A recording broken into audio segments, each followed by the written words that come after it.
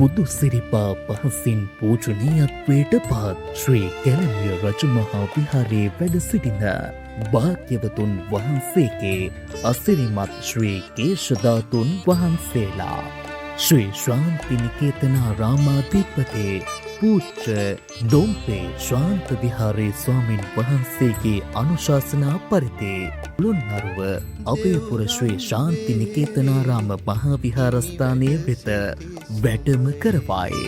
මිහින්තලා පුදබිමේ අසිරිය රජරටට රැගෙන යමින් ඒ අසිරිමත් ශ්‍රී කේශධාතු වන්දනා පුණ්‍ය මහෝත්සවය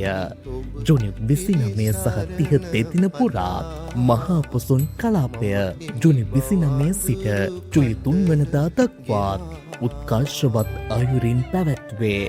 ජුලි 3 වන දින සවස 6:30ට අතිපූජනීය බලංගොඩ රාජ ස්වාමීන් වහන්සේ පවත්වන සම්බුදු ගුණ වර්ණනා මහා ධර්ම දේශනාව ජීවිතයට පින් පුරවා ගන්න මේ අසිරිමත් පොසොන් කලාපයට සහභාගී වන්නයි සදහැවත් ඔබ සැමට ගෞරවයෙන් ආරාධනා කරමු. විමසීම් 077 99 35 152